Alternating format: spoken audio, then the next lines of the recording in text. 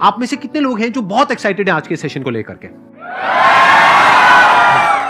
तो अब मैं जैसे ही आपको नाम बताऊंगा उनका, जो हमारे आज के गेस्ट हैं, तो आपका जो एक्साइटमेंट लेवल है वो और बढ़ जाएगा। ये बताने से पहले कि गेस्ट कौन है, मैं आपको थोड़ा सा बताता हूं यूट्यूब के बारे में। यूट्यूब में क्या है कि पूरे वर्ल्ड की अगर बात करी जाए तो करोड़ों चैनल्स हैं जो अलग अलग जॉनर्स में हैं, अलग अलग कैटेगरीज में हैं। उसमें से दो बड़ी कैटेगरीज हैं, मोटिवेशन और एजुकेशन। पूरे वर्ल्ड में जो वर्ल्ड का नंबर 1 मोटिवेशन चैनल है वो मेरा है, और जो वर्ल्ड का नंबर 1 एजुकेशन चैनल है किसी इंडिपेंडेंट क्रिएटर का, वो उनका है, जो कि हमारे गेस्ट हैं। उनके 17 मिलियन से ज्यादा सब्सक्राइबर्स हैं। Please give an energetic and warm welcome to the one and only Khan sir.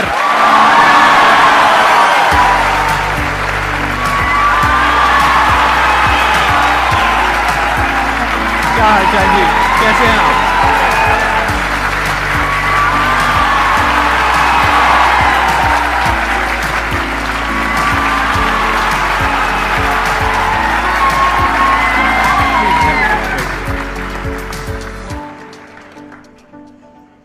इससे पहले कि ऑडियंस आपसे कुछ पूछे या इंटरेक्ट करे, मेरे माइंड में एक क्वेश्चन है आपके लिए जी। जो बच्चे हैं वो आपके इतने दीवाने क्यों हैं, इतने पागल क्यों हैं आपके पीछे? मतलब मेरे कमेंट सेक्शन में भरा पड़ा था, खान सर कब आएंगे, खान सर कब आएंगे। मतलब ऐसा क्या जादू कर दिया आपने बच्चों के ऊपर? ये सवाल हम आपसे भी पूछते हैं, हमारे पे भी इतना कमेंट आया, इतना मेरे तो ऑफिस में लोग चले आए कि सर कब जा रहे हैं। अच्छा। क्योंकि हम लोग का तो एग्जैक्ट है, वही पढ़ाना है। हाँ। तो देखिए, हम लोग का मेन है कि बच्चों को जो जरूरत रहती है कि अगर लड़का पढ़ने आ रहा है ना, उसके मन में कोई डाउट ना रह जाए। हम उसको कहते हैं कि हम तुम्हें पढ़ा रहे हैं, दम है तो भूल के दिखाओ, याद करके नहीं।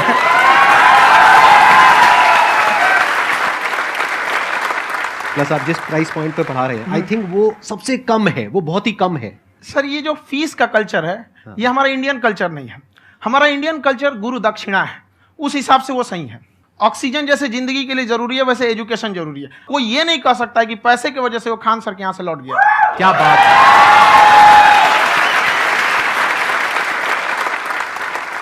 मैंने देखा कि आपका ये जो चैनल है कि ये पिछले 3 साल के अंदर अंदर ही ग्रो किया है। हमको जब चैनल शुरू हुआ तो ये एक दिन में हम 4-5 वीडियो बनाए। एक हमको कुछ आता, आज भी नहीं आता इतना, तो हम देख के कैमरा वैमरा तो हम कंफ्यूज हो गए, बाप रे। तो हम एक ही दिन में वीडियो शूट किया, पढ़ाने वाला टॉपिक था हमको। उसके बाद कभी वीडियो ही नहीं, 6-7 वीडियो एक ही बार शूट कर लिए। और एक जो थे जिनका कैमरा वगैरह था, मेरे पास कैमरे भी नहीं थे उस टाइम, और कैमरा 35,000 का था, तो 6 महीना इसी में लग गया। जो 35,000 इसी में फंस जाएगा। तो उनके कैमरे से शूट किए, उन्होंने कोई चार्ज लिया, उसके बाद हम छोड़ ही दिए। लॉकडाउन लगा, तब हम कहें आप कैसे पढ़ाएंगे, वो तो एक दिन 2 दिन करते करते अचानक लंबा हो गया। तब हमको याद आया कि ओहो, मेरा एक चैनल भी है वहाँ पे। तो उस समय उस पर लगभग 30,000 सब्सक्राइबर हो चुके थे। तो जैसे लॉकडाउन लगा तो उस पर पढ़ाना चालू किया, और पता नहीं क्या लोगों को पढ़ाई में इतना इंटरेस्ट आ गया कि आपका स्टाइल ऐसा है थोड़ा सा। आप आई थिंक पढ़ाई के साथ साथ में जो बीच बीच में आप थोड़ा बहुत छोड़ते रहते हैं ना, मतलब जो एंटरटेनमेंट चलता रहता है। ये बात हम देखिए, जब हम गुलाम थे ना, तो अंग्रेजों ने एक चाल चला था कि भारत को हम फिजिकली गुलाम रखेंगे 100-200 साल, मेंटली 1000 साल कर देंगे। उन्होंने पढ़ाई का मॉडल चेंज कर दिया। उन्होंने ऐसा डिजाइन किया कि ये टीचर की रिस्पॉन्सिबिलिटी है, वो पढ़ा के चला जाए। टीचर की रिस्पॉन्सिबिलिटी यहाँ खत्म नहीं हो जाती है। पढ़ाना तो कोई भी पढ़ा सकता है, टीचर की इससे बड़ी रिस्पॉन्सिबिलिटी होती है उसे समझाना। वो समझा कि नहीं समझा। अगर लड़का आपके समझाने के बाद डाउट रह गया तो ये आपकी गलती है। लड़का हमसे पूछता है, सर इतनी भीड़ है आपके पास, तो कहे सर डाउट कैसे पूछेंगे? हम कह रहे यार, तुम्हारा डाउट बचेगा तब ना पूछेगा तुम डाउट यहाँ पे।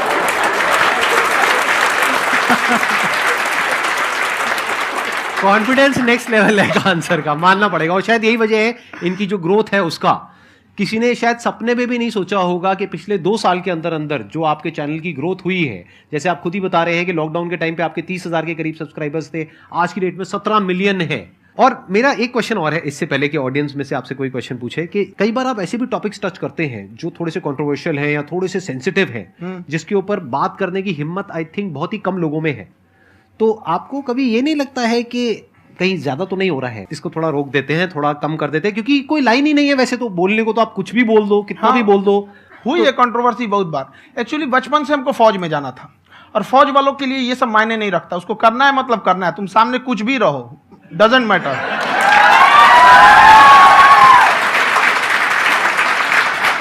और मैंने YouTube पे देखा कुछ वीडियोस में कि आपका जो इंस्टीट्यूट है वहां पर आज से कुछ साल पहले कुछ बम गिरे थे। हाँ, कुछ गिरे थे, कुछ तो बहुत सॉलिड जगह गिरा था, फटा नहीं वो। मतलब आपके आसपास। हाँ, बम को भी पता है कि टीचर की इज्जत किया जाता है। क्या बात है, क्या बात है। मैं समझ पा रहा हूं कि ये आपके अंदर जो एटीट्यूड है ये कहां से आ रहा है, क्योंकि आप बचपन से ही फौज में जाना चाहते थे, तो आप जंग के मैदान में ही खड़े हैं एक तरीके से। बस फर्क ये है कि आपके हाथ में कलम है, हथियार ना हो करके। हथियार से एक आदमी की जान जा सकती है, हाँ। कलम से बहुत ताकत होता है। शिक्षा एक ऐसा हथियार है ना, हर कुरीतियों से लड़ सकता है, हर तरह की समस्याओं से। और ये एक ऐसा हथियार है, मेटल डिटेक्टर में भी नहीं पकड़ाता है।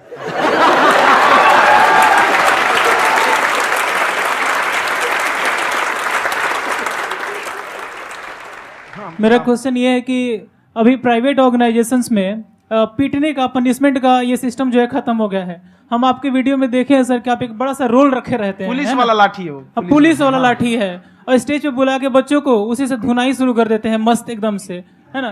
तो सर मतलब कि बच्चे मतलब कि डरते नहीं हैं आपसे, और इस तरीके से कैसे कनेक्टेड हैं आपसे, है ना। और एक और क्वेश्चन सर, यूपीएससी का जो आप अपना बैच स्टार्ट करने वाले हैं, ठीक है, उसके बारे में बताइए सर, क्योंकि मुझे मतलब कुछ इशू करना है सर, ठीक है। और संदीप सर को देख लिए, मेरा तो वैसे ही हो जाना है।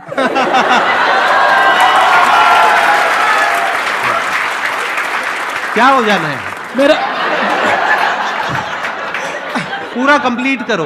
I'll be an IAS officer next year because I have seen you, sir. My day is like complete, sir. All the best. Thank you so much, sir. Thank you. पूरा बोला करो। Thank you. देखिए, लड़कों को जहां तक पीटने की बात है, जब पढ़ाने की बात आएगी तो उसको हम पूरे बेहतरीन ढंग से पढ़ाएंगे। लेकिन जब सजा देने की बात आएगी ना, तो वो भी बेहतरीन ढंग से होगा। ऐसा थोड़ी होगा कि बस एक ही चीज बेहतरीन ढंग से होगा। और डर का होना बहुत जरूरी है। ये डर भी अपने आप में एक मोटिवेशन है, क्योंकि जब आपके अंदर एक थोड़ा सा डर रहे ना, तो डर के भागिए मत। एक ऐसा डर जिसको आप लगे कि नहीं नहीं थोड़ा सा और करने की जरूरत है, फिर तो ये हम इसको क्रॉस कर जाएंगे यहाँ पर। तो लड़कों के अंदर ये डर बनाना भी जरूरी रहता है। और रही बात यूपीएससी वाले की, जो आपने बोला, बहुत सारे लड़के वेट कर रहे हैं यूपीएससी की, क्योंकि 2-2.5 लाख फीस सारे लोग एफोर्ड नहीं कर सकते। और हमारा वही रहता है, हम तो ज्यादातर हमारे स्टूडेंट देखेंगे तो किसी के रिक्शा वाला, सब्जी वाला, यही लोग, इनको तो 2.5 लाख रुपया, इनके पास पूरी संपत्ति नहीं होती है, फीस कहाँ से भरेंगे वहां पे, उसके बाद रहेंगे कहाँ से। तो ऑल ओवर इंडिया से, कश्मीर से कन्याकुमारी तक, गरीब से गरीब भी लड़का उसको पढ़ सकता है। यही कुछ 1000 रुपये मंथली, 12-14 हजार साल का पड़ेगा, खत्म हो जाएगा इतना में।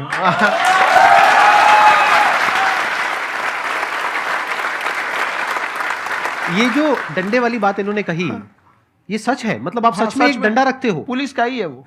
और मारते हो? हाँ, कि मतलब अगर कोई लड़की छेड़ता है या ऐसा कोई भी उल्टा पुल्टा काम पढ़ाई करता लिखाई है, कुछ भी गलती करेंगे तो पिटाएंगे वो यहाँ पे, कैमरे पे, ऑन कैमरा, जैसा भी रहे, कुछ भी पिटाना तो उनको फिक्स है। एक तो कोई मतलब विधायक जी थे, उनके लड़का को पीट दिए, तो चला है दल बल लेके अपना वहां पे। उसने घर पे नहीं बताया था कि सर ने पीटा है, बस बोल दिया कोचिंग में पीटा है।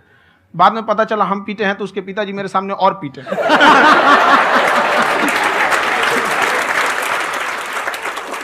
सर आपका सबसे बड़ा डर क्या है, आप दोनों का? फौजी को डरे नहीं लगता है, बाकी अफसर से पूछिए। आज के सेशन से पहले कोई डर नहीं था, लेकिन अब मुझे इनकी डंडे वाली कहानियां सुन करके डर लग रहा है कि कहीं मैंने गलती से कुछ बोल दिया और इन्होंने कहीं पीछे कुछ रखा हुआ है, और यही आ करके अगर इन्होंने मेरी पिटाई कर दी तो बहुत बुरा हो जाएगा। तो इसलिए हमको थोड़ा डर लग रहा है।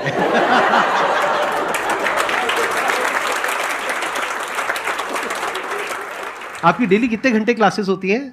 6-7 घंटे। अभी भी खुद ही करते हो आप? हाँ, खुद ही हमारे classes स्टाफ करते हो? परेशान रहते हैं।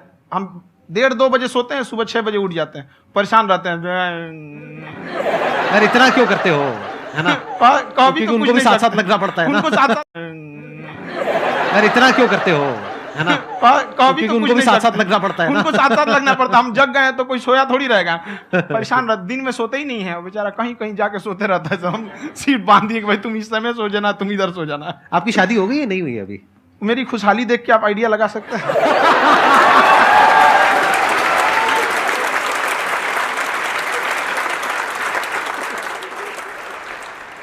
First of all I would like to say sir thank you so much to you and to your team कि आपने मुझे यहाँ आने का मौका दिया। एंड सर अब तक मैंने आपको सिर्फ फ़ोन या लैपटॉप में ही देखा है दोनों को, आज फर्स्ट टाइम लाइव देख रही हूँ तो बहुत अच्छा लग रहा है। तो मेरा क्वेश्चन ये है सर आपसे, जब हम लाइफ में कोई डिसीज़न लेते हैं कि हमें ये पर्टिकुलर चीज़ करनी है, और क्योंकि हम डिसीज़न लेते हैं तो हमारी आदत है कि पहले हम 4 लोगों से पूछते हैं कि तू बता तेरी क्या राय है, तू बता तेरी क्या राय है। तो उनमें से अगर कोई हमें कह देता है कि ये बेकार डिसीज़न है मत कर, तो हमारा माइंड कहीं ना कहीं डाइवर्ट होने लगता है और उसकी वजह से हम अपना डिसीज़न चेंज कर देते हैं। तो मेरा क्वेश्चन ये है कि कैसे हम अपने डिसीज़न पे स्टिक रहे, कैसे हम जो दूसरे के ओपिनियन है उनको अफेक्ट ना होने दें अपने ऊपर। दूसरे से सलाह लेने से पहले एक बार खुद उस पर रिसर्च कर लेना चाहिए, ताकि आप सामने वाला क्या सलाह दे रहा है आपको समझ में आना चाहिए। यहाँ पर ऐसा नहीं है कि कई बार ऐसे होते हैं कि दूसरे वाले को एक्सपीरियंस होता है, तो अगर आपको पहले से आइडिया है, उसके बारे में आप बेहतरीन ढंग से रिसर्च किए हैं कि क्या इसमें प्लस पॉइंट है क्या निगेटिव है, उसके बाद आप किसी से सलाह लेने जाइए। ये नहीं कि मन में सीधा बता गड़बड़ा जाएगा। तो वहाँ पे पहले आपको R&D करना पड़ता है, समझ में आया कि नहीं। और जिंदगी हो या गाड़ी, जीतेगा वही जो टाइम पे गियर चेंज कर रहा है। तो डिसीजन चेंज करना बहुत ज़्यादा गलत नहीं है। इन्होंने बहुत अच्छी बात कही है और मैं इसी बात में थोड़ा सा और ऐड ऑन करूंगा कि ये जो आपने कहा ना कि अपने डिसीजन पे स्टिक कैसे रहें, ये कोई अच्छी क्वालिटी नहीं है, क्योंकि टाइम टू टाइम आपको अपने डिसीजंस को चेंज करना होता है। जैसे आपने 4 लोगों से डिस्कस किया, कोई इंसान कुछ पॉजिटिव बोल रहा है, कोई नेगेटिव बोल रहा है, उससे फर्क नहीं पड़ना चाहिए। डिपेंड ये करता है कि वो जो बोल रहा है उसका बेसिस क्या है, क्या वो किसी नॉलेज या एक्सपीरियंस के बेस पे बोल रहा है या ऐसे ही कुछ भी बोल रहा है। ऐसे ही बोल रहा है तो फिर उसकी बात पे ध्यान क्यों दे रहे हो। अगर किसी नॉलेज या एक्सपीरियंस के बेस पे बोल रहा है, फिर चाहे वो पॉजिटिव बोल रहा है चाहे नेगेटिव बोल रहा है, दोनों ही मायने रखता है। उसके बाद में रिसर्च करनी है और फिर रिसर्च करने के बाद में फाइनल डिसीजन अपना खुद का होना चाहिए। अब वो डिसीजन उससे अलग भी हो सकता है जो आपने पहले लिया था, और वो सेम भी हो सकता है। सर मेरा क्वेश्चन दोनों से है आपसे, how to deal procrastination and laziness. हमारा ब्रेन है ना, ये बहुत आलसी टाइप का, इसको आराम खोजना पसंद है। अब थोड़ा सा भी आप इसको आराम की ओर लेके चले गए ना तो फिर उधर ही रहेगा। आप सोचेंगे 10 मिनट आराम कर लेते हैं ना, तो 10 मिनट 2 घंटा बना देगा। उसको टॉर्चर कीजिए, चल 10 मिनट बाद में। उसको आप उस पर हावी मत, वो कह रहा है कि हमको आराम चाहिए, आपको हाँ आराम मिलेगा, पहले काम फिर मिलेगा आराम। तो आप उसके हिसाब से मत चल। आपका मन कर रहा है थोड़ा सा देख लेते हैं, कोई नोटिफिकेशन आया, आप कोई काम कर रहे हैं, क्यों पहले काम कर लीजिए, बाद में देखिएगा ना नोटिफिकेशन। आप हावी मत होने दीजिए यहाँ पे। अगर आप 5 मिनट भी थोड़ा सा लूज पड़े ना, थोड़ा सा कमर सीधा कर लेते हैं, वो 2 घंटा बर्बाद कर दिया आपको। हावी मत होने दीजिएगा उसको अपने ऊपर। प्रोक्रेस्टिनेशन को तोड़ने का एक ही तरीका है, सबसे छोटे लेवल पे ले जा करके उस गोल को तोड़ दो। यानी वो गोल बहुत बड़ा है, उसको ब्रेक डाउन करो, उसके सबसे पहले स्टेप पे आ जाओ कि उसको अचीव करने का सबसे पहला स्टेप क्या है। जैसे गाड़ी चलाना सीखना है, उसका सबसे पहला स्टेप क्या है। अगर घर में कोई नहीं है सिखाने वाला या सिखाने वाली, तो बाहर जा करके जो गाड़ी का ड्राइविंग स्कूल है उधर जा करके पैसे दे दो। अब फंस गए ना तो फंसा दो अपने आप को। दिमाग ये लगाओ कि अपने आप को कैसे फंसाया जाए। जब हम फंस जाते हैं ना तो फिर हमको वो काम करना ही पड़ता है। Then there is no looking back. जब तक आप सोच रहे हो तब तक सोच रहे हो, उसको बोलते हैं पैरालिसिस ऑफ एनालिसिस, कि आप सोचते चले जा रहे हो अपने माइंड में, मैं ये करूंगा वो करूंगा वो करूंगा वो करूंगा, और प्रोक्रेस्टिनेट हो रहा है, वो चीज टलती चली जा रही है। तो उसको छोटे से छोटे लेवल पे ब्रेक डाउन करके उसको कर दो, दैट इज नंबर 1। और जैसे ही करना शुरू करते हो, कोशिश करो कि उसको जब तक कि आप सही से नहीं कर लेते हो उसको छोड़ना नहीं है, तो आपकी लेजीनेस भी खत्म हो जाएगी। कई लोगों को तो हमने देखा है जो सप्ताह में कुछ भी नहीं करता, वो भी संडे को आराम कर रहा है।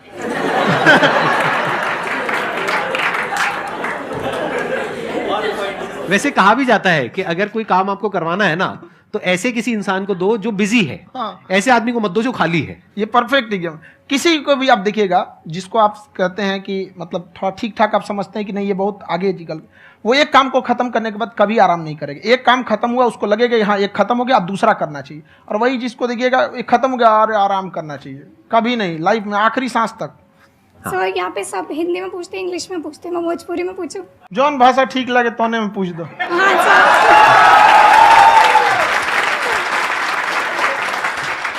सर ये पूछे के चाहते नहीं कि जैसे हमने के पढ़ाई करे निशान, तो कभी कभी डेली टारगेट्स जो होला वो कंप्लीट ना होला।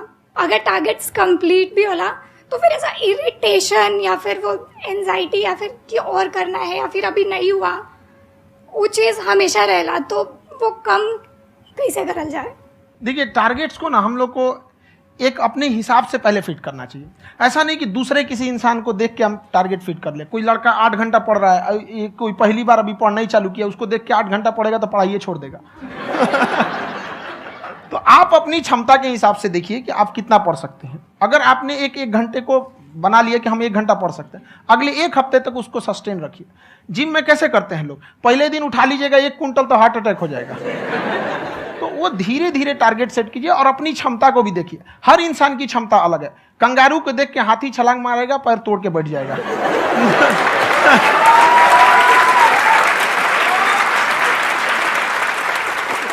अब संदीप सर का मोटिवेशन देख के इसका मतलब क्या कि ट्रेन के आगे खड़ा हो जाएंगे, ढकेल देंगे तुमको।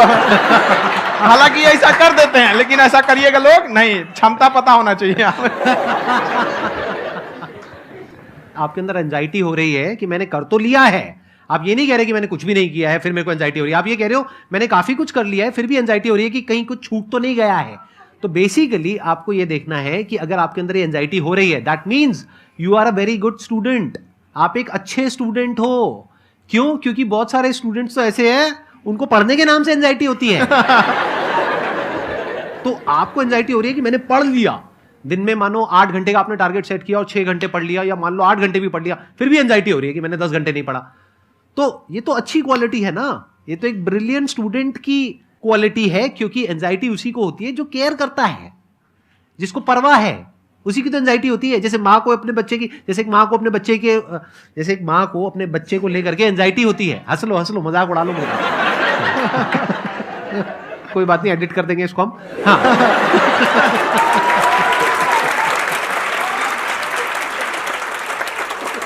जैसे एक माँ है, उसको अपने बच्चे को लेकर के एंजाइटी होती है, थोड़ी सी भी तबीयत खराब हो जाए उसको एंजाइटी होती है, चाहे बच्चा ठीक भी है, डॉक्टर को नहीं होती है। क्यों? क्योंकि माँ को उस बच्चे से प्यार है। तो दैट मीन्स कि आप अपनी पढ़ाई को लेकर के सीरियस हो, इस वजह से आपके अंदर एंजाइटी हो रही है, विच इज नॉर्मल। जहां पर प्यार मोहब्बत होती है वहां पर थोड़ी बहुत एंजाइटी तो होती ही है ना। समझ रहे हो ना मैं क्या कहना चाह रहा हूं? आप लोग समझ रहे हो ना मैं कहां जा रहा हूं? जब वो किसी और से बात करती है तो एंजाइटी होती है ना।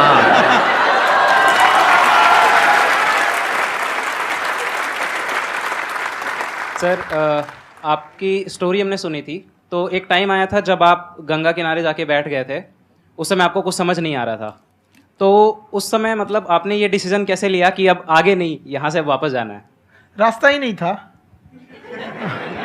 घर जाने के लिए एटलीस्ट 90 रुपए चाहिए थे, जेब में 40 रुपए थे। कैसे घर जाते हैं? और हम गंगा के किनारे चुपचाप बैठे बैठे हम कहें कि अब बहुत टेंशन हो गया, अब घर जाना चाहिए। रूम पे तो किराए के रूम पे ही आदमी सारे लोग रहते। गए वहाँ पे तो रूम लॉक हो गया था। तुम खटखटाए तो ऊपर से गुस्सा से बोले जो ऑनर थे, क्या टाइम हो गया है? तुम कहे 9-10 बज रहा होगा। घड़ी देखिए तो 2 बज रहा था रात का, 2-2:30 बज गया था वहाँ। टेंशन में आप तो होता है, कई बार ऐसा समय आएगा कि लगेगा जैसे अब कुछ नहीं हो सकता है। तो इससे घबराना नहीं है। कभी कभी गुच्छे की आखिरी चाबी भी ताला खोल देती है। जो बातें आपने बताई कि घर में प्रॉब्लम्स ये वो, ये तो बहुत लोगों ने फेस करी वहां पर। आप अकेले नहीं है, बहुत लोगों ने ये प्रॉब्लम्स फेस करी, बहुत तरह की प्रॉब्लम्स देखी, बहुत तरह की स्ट्रगल्स देखी, लेकिन वो सब इतने कामयाब नहीं हो पाए जितने कि आप हुए। तो आपके अंदर ऐसा कुछ ना कुछ है जो औरों के अंदर नहीं है। तो वो मैं जानना चाह रहा हूं कि वो ऐसा क्या था जहां से कि आपका दिमाग यहां तक सोच पा रहा है कि मैं पूरे इंडिया में इतने बड़े लेवल का चेंज लेकर के आ सकता हूं, एजुकेशन फील्ड में रेवोल्यूशन लेकर के आ सकता हूं।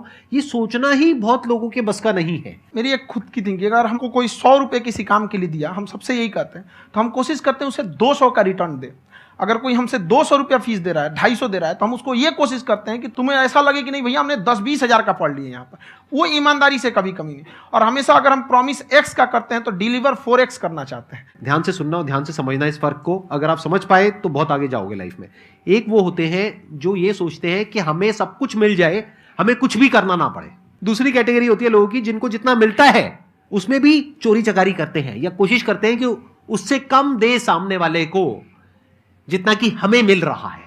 तीसरी कैटेगरी होती है लोगों की जो इनके जैसे लोग होते हैं। वो क्या करते हैं? वो ये सोचते हैं कि अगर मैंने किसी से 1 रुपए भी लिया, देखा जाए तो 200-250 रुपए कुछ भी नहीं होता है, 200-250 रुपए अगर मैंने लिया तो कैसे उसको 400 रुपए की वैल्यू दूं। ये जो थिंकिंग है ना, यही एक फर्क होता है एक ऐसे इंसान में जो बहुत आगे निकल जाता है और उस इंसान में जो मीडियोकर रह जाता है। आप अपने आप को अपने आप के ऊपर समय दीजिए, उसको डेवलप कीजिए।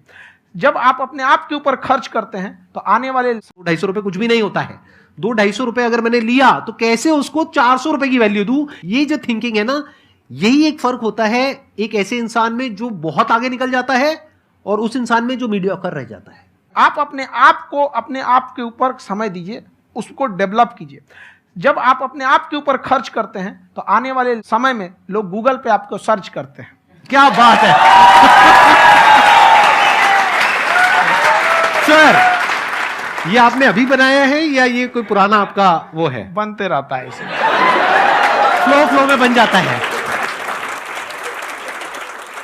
आपके अंदर ना सर एक कवि छुपा हुआ है कहीं ना कहीं जो बाहर आना चाहता है। कभी ना कभी आपने सोचा होगा कुछ?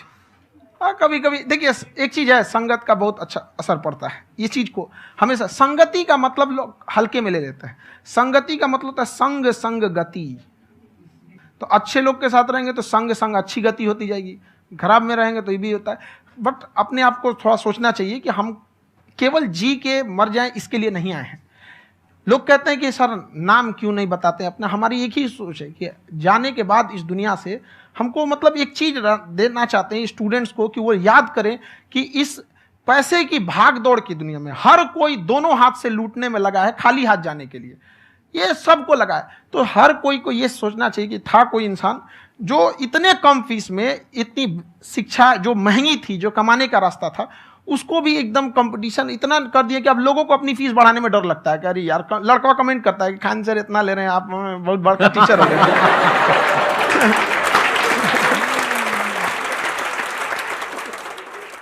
खान सर की एक क्लिप है, ये समय और समझदारी में बहुत फर्क होता है।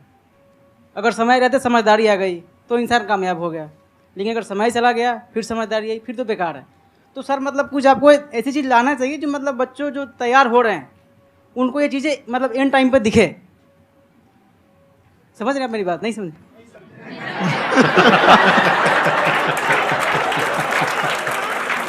यही होता है सर, सर का मोटिवेशन ज्यादा हो जाता है। जब आप स्ट्रगलिंग फेज में हैं तो कम से कम चीजों को अपने ऊपर खर्च कीजिए, ज्यादा से ज्यादा सीखने में खर्च कीजिए। अगर आपको राजा बनने का शौक है तो गुलाम की तरह मेहनत करना सीखिए, तब राजा बनेंगे।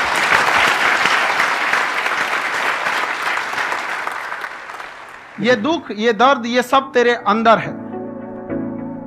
तू अपने बनाए इस पिजड़े से बाहर निकल के देख, तू अपने आप में एक सिकंदर है।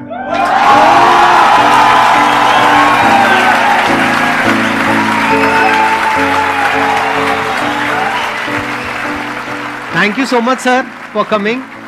बहुत मजा आया मेरे को आपके साथ में इंटरेक्ट करके। आई एम श्योर आप लोगों को भी बहुत मजा आया होगा।